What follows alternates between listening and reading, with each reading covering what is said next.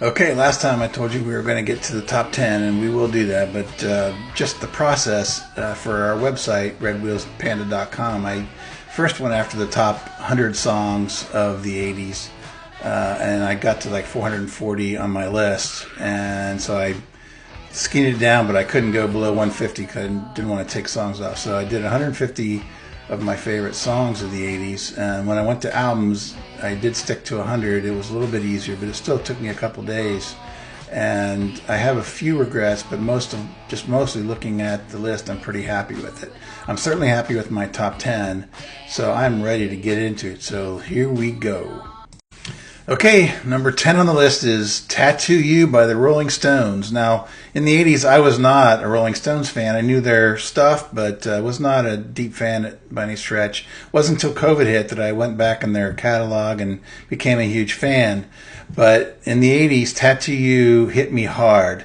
And the crazy thing is that album is supposedly a bunch of throwaway songs from previous albums that didn't make it, and they put them on this album, and for some reason it comes together seamlessly.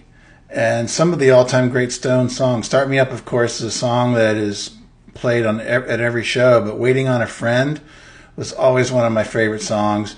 But the sheer brilliance of this album is just how deep it goes. And Keith gets his song.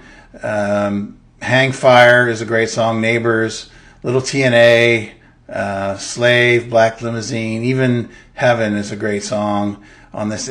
So it goes so deep. Huge fan of this album, probably higher than most people would have it, but okay, tough. I love it. What can I say about this next album? Blizzard of Oz by Ozzy Osbourne is number 9 on the list. Talk about just getting hit in the head as a young teenager when this came out. The combination of Ozzy Osbourne and Randy Rhoads was just dynamite. And every kid my age just went crazy for this. We listened to it in the car, at home, and Crazy Train was played as it should have been all over the place. But it wasn't just a one-trick pony. This album was deep. Other than Crazy Train, I Don't Know is a classic. Mr. Crowley might even be my favorite song to this day. I love No Bones Movies and Goodbye to Romance, but just the Ozzy's vocals and Randy Rhoads is playing, just amazing performance by those two, and we miss them both. All right, number 8 on the list, Beauty and the Beat by the Go-Go's. These ladies were not candy pop rock. Go watch the documentary. You'll understand what I'm talking about. They were trailblazers. This album just made me happy. I loved when I listened to it. I was always smiling. The Our Lips Are Sealed video was huge on MTV. It was played over and over again, but I still love it. We Got the Beat might even be a better song.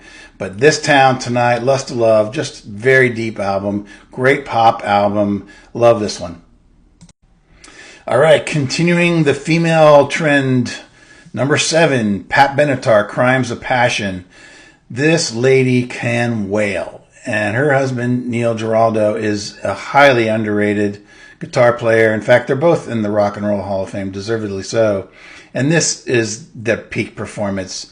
And I had talked recently about Billy Squier's Don't Say No album. Side 1 of that album is about as good as it gets in the 80s. Well, Treat Me Right, You Better Run, Never Want to Leave You, Hit Me With Your Best Shot, and Hell Is for Children. Boom! Side 1! Exclamation mark, over.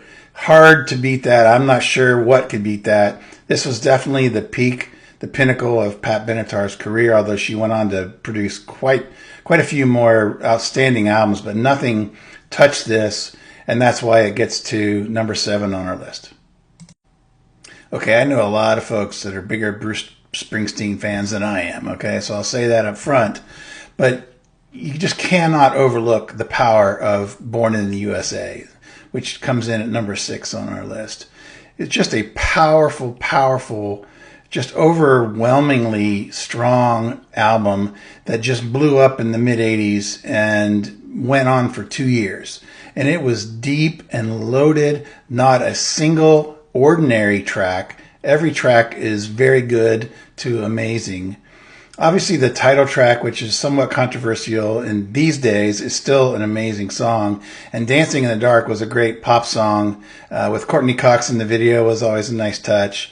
But my favorites, Glory Days is my favorite song on the album, but I also loved Cover Me, No Surrender, Bobby Jean. But you could go on, Darlington County. I mean, you could just go on, literally name every song if you like. Just a powerful, powerful pop album from the boss.